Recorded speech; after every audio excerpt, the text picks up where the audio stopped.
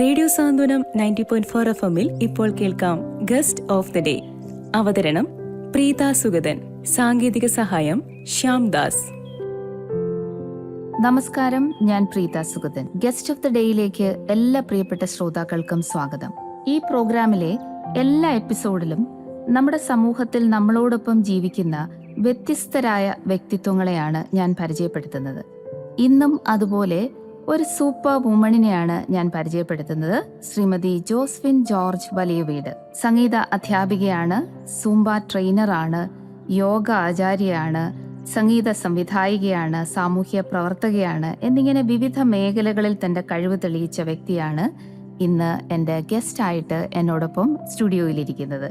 Ma'am, welcome to our program. Thank you. Teacher നമ്മുടെ വിമലാ ഹൃദയ higher secondary school Pattathanam അവിടുത്തെ സംഗീത അധ്യാപികയാണ്. അതെ, കഴിഞ്ഞ 18 വർഷമായിട്ട് അവിടെ ജോലി ചെയ്യുന്നു അല്ലേ? അപ്പോൾ ഈ സംഗീതത്തോട് ഉള്ള ഒരു താല്പര്യം ചെറുപ്പത്തിലേ ഉണ്ടായിരുന്നു? അങ്ങനെയാണോ സംഗീത അധ്യാപികയാകാൻ തീരുമാനിച്ചത്? അതെ, കുഞ്ഞുനാൾ മുതലേ പാടുമായിരുന്നു. പിന്നെ 7ാം ക്ലാസ് മുതൽ ക്ലാസിക്കൽ കർണാട്ടിക് മ്യൂസിക് പഠിച്ചു തുടങ്ങിയിരുന്നു. ഗോവിന്ദരാജ് എന്ന് പറയുന്ന വേനല്ലൂർ ശ്രീ ഗോവിന്ദരാജ് സാറാണ് ഗുരു. അങ്ങനെ പഠിച്ചു. പിന്നെ 10th ആയപ്പോഴത്തേക്ക് നമ്മളെന്തായാലും കൺവേർട്ട് ആവണമല്ലോ ഏതെങ്കിലും ഒരു സബ്ജക്റ്റിലേക്ക്. അങ്ങനെ മ്യൂസിക് പ്രിഫർ ചെയ്ത് പ്രീ ഡിഗ്രിക്കും മ്യൂസിക് എടുത്തു, ഡിഗ്രിക്കും PGക്കും മ്യൂസിക് മെയിൻ എടുത്ത് പഠിച്ചു. പഠനമൊക്കെ എവിടെയായിരുന്നു? ഡിഗ്രി കൊല്ലം വിമൻസ് കോളേജിലായിരുന്നു, PG ഗവൺമെന്റ് വിമൻസ് കോളേജിൽ തിരുവനന്തപുരം.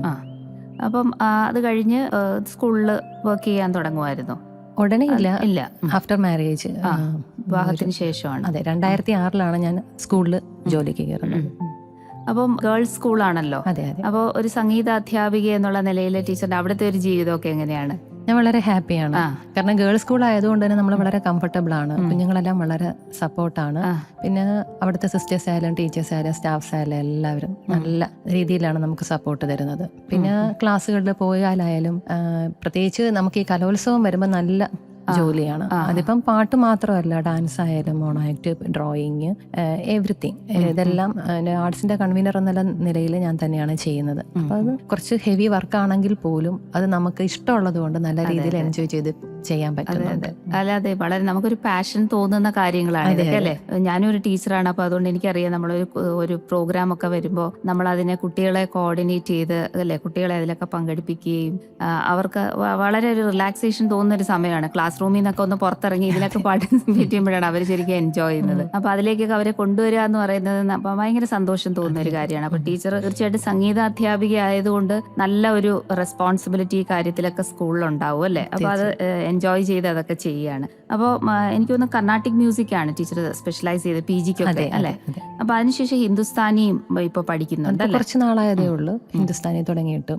നമ്മുടെ രമേശ് നാരായണൻ ജിയുടെ ശിഷ്യനായ ശ്രീ സബീഷ് ബാല സാറാണ് എന്റെ ഗുരു. അദ്ദേഹം കോഴിക്കോടുകാരനാണ്, നമ്മുടെ കൊല്ലത്ത് വന്ന് പഠിപ്പിക്കുകയായിരുന്നു. അപ്പം അദ്ദേഹത്തിന്റെ കീഴിൽ ഹിന്ദുസ്ഥാനി ഇപ്പൊ പഠിച്ചുകൊണ്ടിരിക്കുന്നു.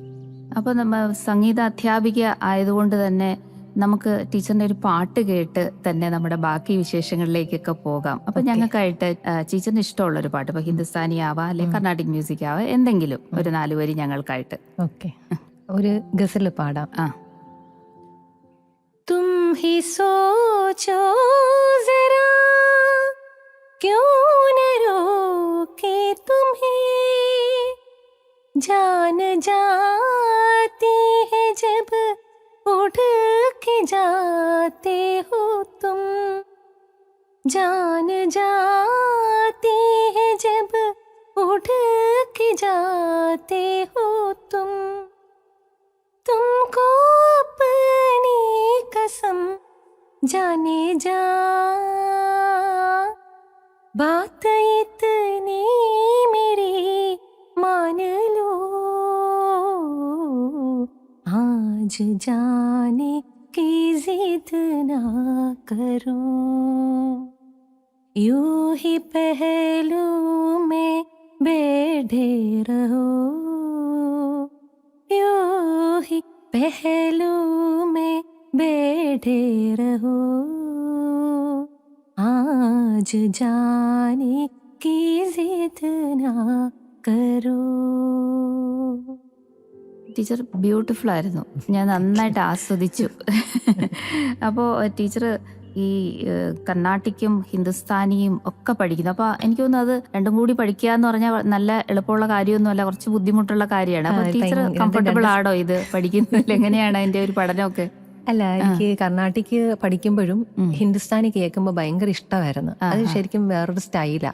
അപ്പൊ അതൊന്ന് പഠിച്ചെടുക്കണോന്ന് ആഗ്രഹം ഉണ്ടായിരുന്നു. പക്ഷെ നമ്മള് കർണാട്ടിക് നല്ല രീതിയിൽ പഠിച്ചിട്ട് ഹിന്ദുസ്ഥാനി പഠിക്കുമ്പോൾ ഒരു ഇച്ചിരി പ്രയാസം വരും അതിലോട്ടൊന്ന് ആവാനായിട്ട്. അത് കുറെ പാടി പാടി ആ ഒരു സ്റ്റൈല് മനസ്സിലാവുമ്പോഴേ നമുക്കത് വരുത്തുള്ളൂ. പക്ഷെ അത് ഇഷ്ടമായതുകൊണ്ട് പഠിക്കാനും ഇഷ്ടമാണ്, അത് ട്രൈ ചെയ്യുകയും ചെയ്യുന്നു. അതാണ്. അതല്ല, നമ്മള് മ്യൂസിക് പഠിക്കുന്നവരെ പറ്റി കേൾക്കുമ്പോൾ ഇത് രണ്ടും കൂടി പഠിക്കുക എന്ന് പറഞ്ഞ് പഠിക്കുന്നവര് വളരെ കുറവാണ്. ഏതെങ്കിലും ഒരെണ്ണമാണ് കൂടുതൽ ആളുകൾ പ്രിഫർ ചെയ്യുന്നത്. അപ്പൊ ടീച്ചർ അങ്ങനെ രണ്ടിലും ഒന്ന് സ്പെഷ്യലൈസ് ചെയ്യാൻ ശ്രമിക്കുന്നു എന്ന് അറിയുന്നത് തന്നെ ഒരു വലിയ സന്തോഷമാണ്. കാരണം നമുക്ക് ആ ഒരു മ്യൂസിക്കിനോടുള്ളൊരു പാഷൻ തന്നെയാണ് നമ്മളെ ഇതിലേക്കൊക്കെ കൊണ്ടുപോകുന്നത്. അപ്പൊ ടീച്ചറിന് അങ്ങനെ നന്നായിട്ട് ഹിന്ദുസ്ഥാനിയും പഠിച്ച് നല്ലൊരു മികച്ച ഗായികയൊക്കെ ആയിട്ട് നമ്മുടെ കൊല്ലത്തിന് അഭിമാനിക്കാവുന്ന ഒരു ഗായികയായിട്ട് വരട്ടെ എന്ന് നമ്മൾ ആഗ്രഹിക്കുന്നു.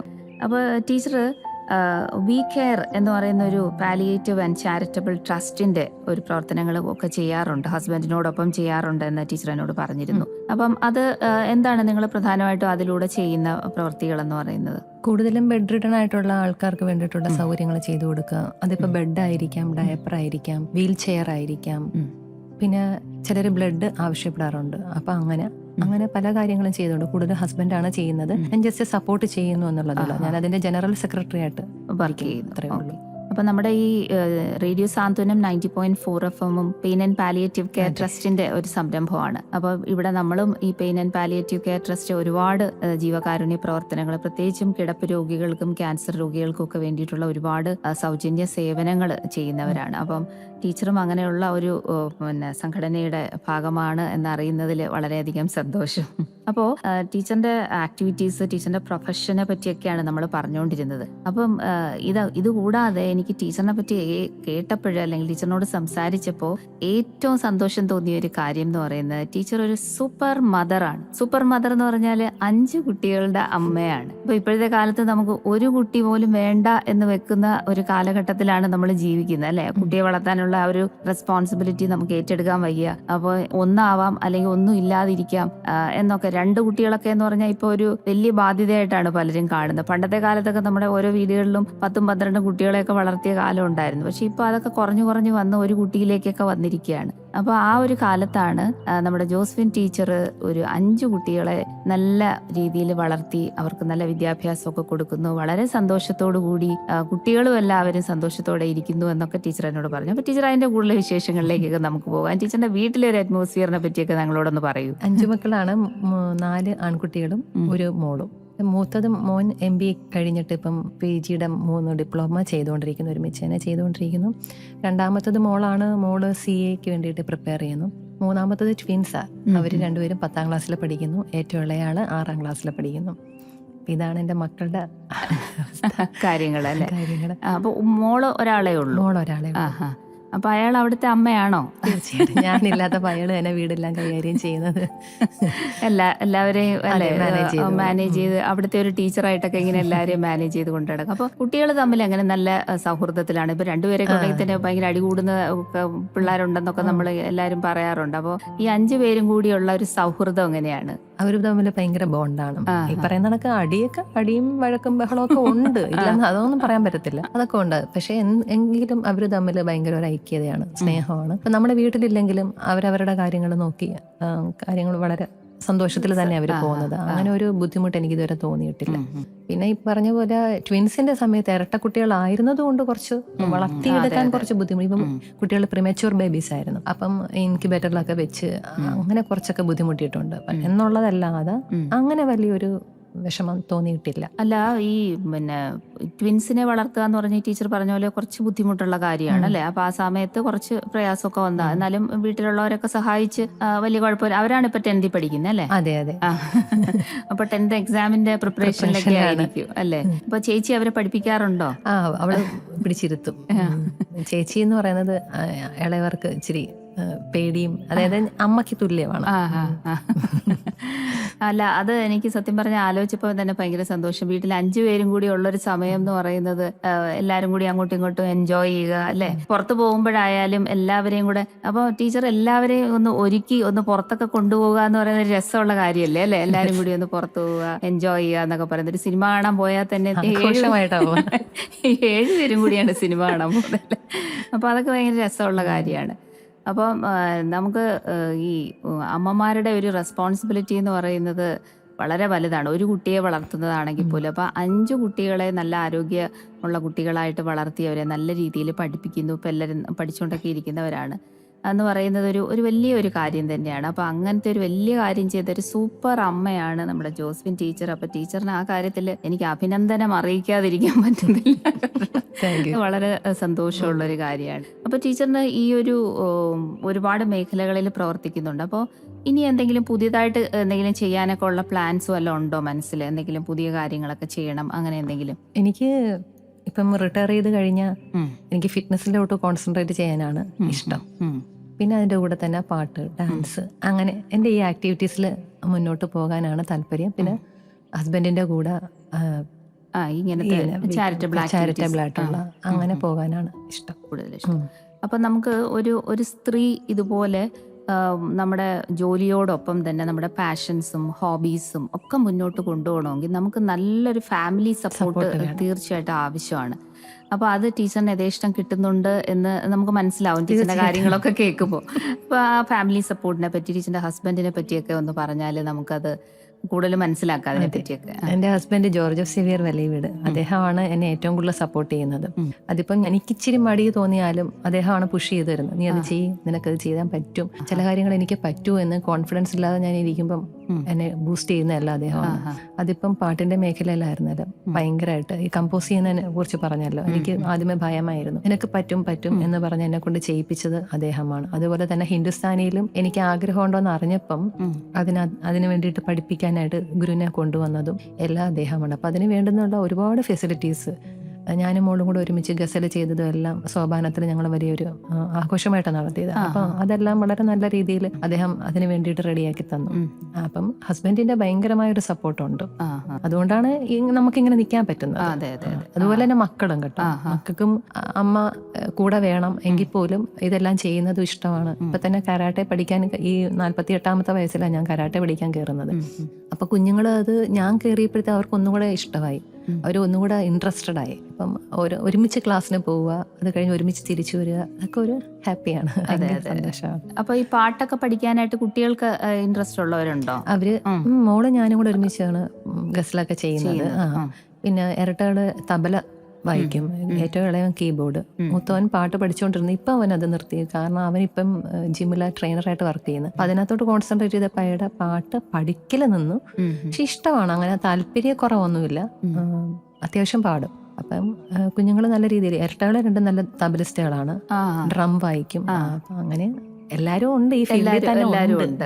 അല്ല, തീർച്ചയായിട്ടും 2 പേർക്കും അതിൽ, ഇപ്പം ടീച്ചറിനും ഹസ്ബൻഡിനും അതിൽ ഇഷ്ടമുള്ളവരായതുകൊണ്ട് തീർച്ചയായിട്ടും നമ്മുടെ വീട്ടിൽ അതിനെ പറ്റിയുള്ള ചർച്ചകളും അല്ലെ, അതിനെ പറ്റിയുള്ള കൂടുതൽ കാര്യങ്ങളും ഒക്കെ അവർക്ക് മനസ്സിലാക്കാനും അങ്ങോട്ട് പോകാനുള്ള ഒരു നല്ലൊരു ഗൈഡൻസും പേരൻസിൽ നിന്ന് തന്നെ കിട്ടും. അപ്പൊ അത് തീർച്ചയായിട്ടും അങ്ങനെ. അപ്പൊ ടീച്ചർ അതുപോലെ ഈ ഒരു മോളുമായിട്ട് എന്തോ ഒരു പ്രോഗ്രാം ഒക്കെ ചെയ്തു എന്ന് പറഞ്ഞു. അപ്പൊ അതെന്തായിരുന്നു നിങ്ങള്? അത് ഗസൽ പ്രോഗ്രാമാണ് ചെയ്തത്.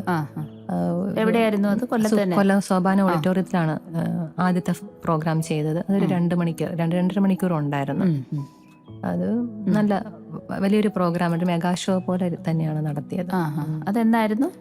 അത് 2018 കഴിഞ്ഞു. അതിനുശേഷം 1-2 പ്രോഗ്രാമും കൂടെ നമ്മുടെ കൊല്ലത്ത് തന്നെ ചെയ്തിട്ടുണ്ട്. ഈ ഗസലിന്റെ പ്രോഗ്രാംസ്. ഓക്കെ. അപ്പൊ അങ്ങനെ ഗസലും പാട്ടും സുംബ ട്രെയിനിങ്ങും ഒക്കെ ആയിട്ട് വളരെ രസകരമായിട്ട് ജീവിതത്തിന്റെ ഓരോ നിമിഷവും എൻജോയ് ചെയ്താണ് മുന്നോട്ട് പോയിക്കൊണ്ടിരിക്കുന്നത് അല്ലേ. അതുപോലെ ടീച്ചർ കുറച്ചുനാള് റേഡിയോ ബെൻസിഗറിലും വർക്ക് ചെയ്തിരുന്നു അല്ലെ, FM-ൽ വർക്ക് ചെയ്തിരുന്നു. അപ്പൊ അവിടെ എന്തായിരുന്നു അവിടുത്തെ ഒരു പോസ്റ്റ് എന്തായിരുന്നു? അത് വലിയേട്ടനും വലിയച്ചിയും കൊച്ചു കൂട്ടുകാരും എന്ന് പറഞ്ഞൊരു പ്രോഗ്രാം ഉണ്ടായിരുന്നു. അത് ഞാനും ഹസ്ബൻഡും കൂടെ ചെയ്തുകൊണ്ടിരുന്നത്. അതായത് ഈ 10th പാസ് ഔട്ടായി, അത് 10th മുകളിലോട്ടുള്ള കുട്ടികള് പഠിത്തത്തോടൊപ്പം തന്നെ എക്സ്ട്രാ കരിക്കുലർ ആക്ടിവിറ്റീസിലും ഉന്നത വിജയങ്ങൾ കൈവരിച്ച കുട്ടികളെ ഇൻട്രൊഡ്യൂസ് ചെയ്ത് അവരുടെ പാട്ടായാലും ഡാൻസ് ആയാലും അവർ ഏത് ആക്ടിവിറ്റീസിലാണോ മുന്നിട്ട് നിൽക്കുന്നത് അവരെ ഒന്ന് പരിചയപ്പെടുത്തുക, അതായിരുന്നു ആ ഒരു പ്രോഗ്രാം എന്ന് പറയുന്നത്. ഓക്കെ. അതുപോലെ തന്നെ ടീച്ചറിന്റെ പേരൻസിന്റെ ഒരു സപ്പോർട്ട്, ഇപ്പൊ പഠിച്ചുകൊണ്ടൊക്കെ ഇരിക്കുന്ന സമയത്ത് നമുക്ക് പേരൻസിന്റെ ഒരു സപ്പോർട്ട് വേണമല്ലോ. തീർച്ചയായും. അപ്പൊ പേരൻസ് ഒക്കെ ഉണ്ടോ ഇപ്പോൾ? അപ്പൊ അവര് നല്ല രീതിയിൽ ടീച്ചറിനെ സപ്പോർട്ട് ചെയ്തിട്ടുണ്ടാവുമല്ലോ. പിന്നെ അപ്പൊ അതെങ്ങനെയായിരുന്നു? എനിക്ക് കുഞ്ഞുനാള് മുതലേ പാട്ടിനേക്കാൾ ഇഷ്ടം ഡാൻസ് ആയിരുന്നു കേട്ടോ. പക്ഷെ ഞങ്ങള് കുടുംബത്തില് 6 മക്കളായതുകൊണ്ട് ഞാൻ മമ്മിയുടെ അടുത്ത് പറഞ്ഞു എനിക്ക് ഡാൻസ് പഠിക്കണം എന്ന് പറഞ്ഞപ്പം മോളെ നമുക്ക് ഇപ്പൊ അതിനുള്ള, അന്നത്തൊക്കെ എന്ന് പറഞ്ഞാൽ ഈ ഭയങ്കര സാമ്പത്തികത്തിന്റെ ഒരു ഡാൻസ് എന്ന് പറഞ്ഞാൽ ഭയങ്കര ഒരു ചെലവല്ലേ. അപ്പം മമ്മിക്ക് അറിയാം എനിക്ക് ഡാൻസ് ചെയ്യാൻ അറിയാം, ഇഷ്ടമാണെന്നൊക്കെ അറിയാം. അപ്പൊ എന്റെ ആഗ്രഹം കണ്ടിട്ടാണ്, പാടുമെന്ന് കണ്ടിട്ടാണ് കൊണ്ട് പാട്ട് പഠിക്കാൻ ഇരുത്തിയത്. പക്ഷെ അതങ്ങ് ക്ലിക്കായി. അങ്ങനെയാണ് പാട്ട് പഠിത്തം തുടങ്ങിയത്, അതിനകത്തോട്ട് പോയതും. പിന്നെ അപ്പച്ചനും അമ്മമ്മയും ഒക്കെ നല്ല രീതിയിൽ സപ്പോർട്ട് ചെയ്തിട്ടുണ്ട്. ആദ്യമേയൊക്കെ കൊയറുകളിലാണ് പാടാൻ തുടങ്ങിയത്. പിന്നെ അല്ലാതുള്ള പ്രോഗ്രാംസിലൊക്കെ പാടി. പിന്നെ തന്നെ നമ്മുടെ ജീസസ് യൂത്ത് അങ്ങനെ ഉള്ള പള്ളിയായിട്ട് ബന്ധപ്പെട്ടതിലാണ് കൂടുതലും ചെയ്തിട്ട് ഉള്ളത്. പിന്നെ കല്യാണത്തിന് ശേഷമാണ് ഗാനമേളയൊക്കെ പാടി തുടങ്ങിയത്. അതെ അതെ. ടീച്ചർ ഗാനമേളയ്ക്കൊക്കെ പാടുമായിരുന്നു. പാടുമായിരുന്നു. നമുക്ക് തന്നെ ഇപ്ലോ എന്ന് പറഞ്ഞൊരു സംഘടനയുണ്ട്, ഇന്റർനാഷണൽ പീപ്പിൾ ലീപ്പ് ഓർഗനൈസേഷൻ എന്ന് പറഞ്ഞു. അപ്പൊ അതിന്റെ തന്നെ ഒരു ഗാനമേള ഗ്രൂപ്പുണ്ട്. അപ്പൊ അതില് മെയിനായിട്ട് പാടുമായിരുന്നു.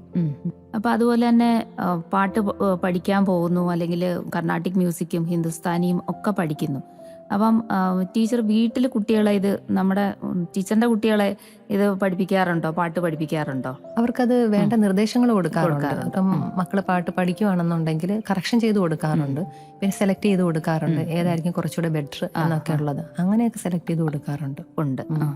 ഓക്കെ. അപ്പൊ അതുപോലെ ഈ സൂംബ ട്രെയിനറായിട്ട് ഇരിക്കുമ്പോൾ എനിക്കൊരു കാര്യം കൂടി ചോദിക്കാനുള്ളത്, നമ്മുടെ ഈ ഡയറ്റിനെ പറ്റിയൊക്കെ ഉള്ള ഒരു അഡ്വൈസ് ടീച്ചർ കൊടുക്കാറുണ്ടോ? അങ്ങനെയുള്ള കാര്യങ്ങളൊക്കെ അവിടെ ചെയ്യാറുണ്ടോ? ഡയറ്റ് കൂടുതലും ചോദിച്ചാലും കൊടുക്കാറുണ്ട്, ആവശ്യമുള്ളവർക്ക് കൊടുക്കാറുണ്ട്. പക്ഷെ അങ്ങോട്ട് പറഞ്ഞ് ഞാൻ കൊടുക്കാറില്ല. ആവശ്യത്തിന് നമ്മുടെ നോർമലായിട്ടുള്ള ഫുഡ് കഴിച്ച് ആവശ്യത്തിന് എക്സസൈസ് ചെയ്ത് പോയാൽ അതായിരിക്കും കുറച്ചുകൂടെ ബെറ്റർ. കാരണം പെട്ടെന്ന് ഒരു ഡയറ്റിലേക്ക് കയറുമ്പോഴത്തേക്ക് ഇത് മൊത്തത്തിൽ അങ്ങ് മാറിയത്തില്ല. അതുകൊണ്ട് അങ്ങനെ ഞാൻ ഒരുപാട് പ്രോത്സാഹിപ്പിക്കാറില്ല. പിന്നെ ചിലർ ആവശ്യപ്പെട്ട് വരും, എനിക്ക് ഡയറ്റ് മസ്റ്റായിട്ട് വേണം. അങ്ങനെയുള്ളവർക്ക് നമ്മൾ വേണ്ട നിർദ്ദേശം കൊടുക്കാറുണ്ട്.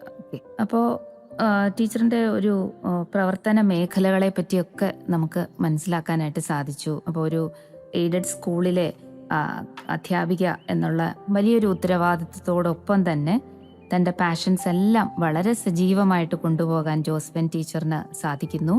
അതുപോലെ തന്നെ സൂപ്പർ അമ്മയുടെ റോളിലും തിളങ്ങുന്നു. അപ്പോൾ അങ്ങനെ ജീവിതത്തിൽ ഓരോ നിമിഷവും ആസ്വദിച്ചാണ് ടീച്ചർ ജീവിക്കുന്നത് എന്ന് നമുക്ക് ടീച്ചറിന്റെ കാര്യങ്ങളൊക്കെ കേട്ടപ്പം മനസ്സിലായി. അപ്പോൾ അതിന് ടീച്ചറിന് കിട്ടുന്ന ഒരു ഫാമിലി സപ്പോർട്ട്, പ്രത്യേകിച്ച് ഹസ്ബൻഡിന്റെ അടുത്ത് നിന്ന് കിട്ടുന്ന ഒരു ഫാമിലി സപ്പോർട്ട്, മക്കളുടെ അടുത്ത് നിന്ന് കിട്ടുന്ന സപ്പോർട്ട് ഒക്കെ വളരെ വലുതാണ്. അപ്പോൾ ഒരു സ്ത്രീക്ക് തീർച്ചയായിട്ടും നമ്മളുടെ മേഖലകളിൽ നമ്മുടെ കഴിവ് തെളിയിക്കണമെങ്കിൽ, അല്ലെങ്കിൽ ഒന്ന് തിളങ്ങണമെങ്കിൽ തീർച്ചയായിട്ടും നമുക്കൊരു നല്ല ഫാമിലി സപ്പോർട്ട് വളരെ ആവശ്യമാണ്. അത് ടീച്ചറിന് യഥേഷ്ടം കിട്ടുന്നു എന്നുള്ളത് കൊണ്ട് തന്നെയാണ് ഈ പല കാര്യങ്ങളിൽ ഇൻവോൾവ് ആയി അതെല്ലാം നല്ല രീതിയിൽ സജീവമായിട്ട് മുന്നോട്ട് കൊണ്ടുപോകാൻ സാധിക്കുന്നത്. അപ്പം ടീച്ചറിനെ ഒന്ന് പരിചയപ്പെടാൻ സാധിച്ചതിൽ വളരെയധികം സന്തോഷം.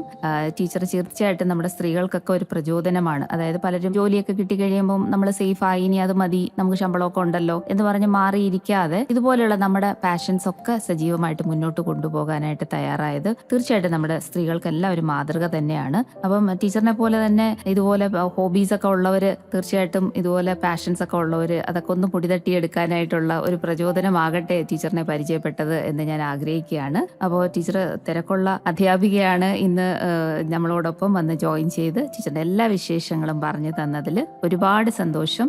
ടീച്ചറിന് എല്ലാവിധ ആശംസകളും നേരുന്നു. അതുപോലെ തന്നെ മക്കളോടെല്ലാവരോടും ഞങ്ങളുടെ അന്വേഷണം പറയണം, അവരോടെല്ലാവരോടും ഞങ്ങളുടെ സ്നേഹവും അറിയിക്കണം. അപ്പോൾ ജോസ്ഫിൻ ടീച്ചറിന്റെ മനോഹരമായ ഒരു ഗാനത്തോടെ ഇന്നത്തെ ഗസ്റ്റ് ഓഫ് ദ ഡേ നമുക്ക് വൈൻഡപ്പ് ചെയ്യാം. അപ്പോൾ ടീച്ചർ ഇപ്പോൾ നമുക്കായിട്ട് നല്ല മനോഹരമായ ഒരു ഗാനം ആലപിക്കുന്നതായിരിക്കും. മന്ത്രത്താൽ പായുന്ന കുതിരയെ മാണിക്യ കയ്യാൽ തൊടാം, മന്ത്രത്താൽ പായുന്ന കുതിരയെ മാണിക്യ കയ്യാൽ തൊടാം, ഗന്ധർവൻ പാടുന്ന മതിലക മന്ദാരം പൂവിട്ട തണലിൽ, ഗന്ധർവൻ പാടുന്ന മതിലക മന്ദാരം പൂവിട്ട തണലിൽ ഊഞ്ഞാലേ പാടാമോ, ഊഞ്ഞാലേ പാടാമോ, മാനത്തെ മാമന്റെ തടികയിൽ മാമുണ്ണ പോകാമോ നമുക്കിനി തുമ്പീവ തുമ്പക്കുടത്തിൻ തുഞ്ചത്തായൂഞ്ഞാലിടാം. തുമ്പീവാ തുമ്പക്കുടത്തിൻ തുഞ്ചത്തായൂഞ്ഞാലിടാം.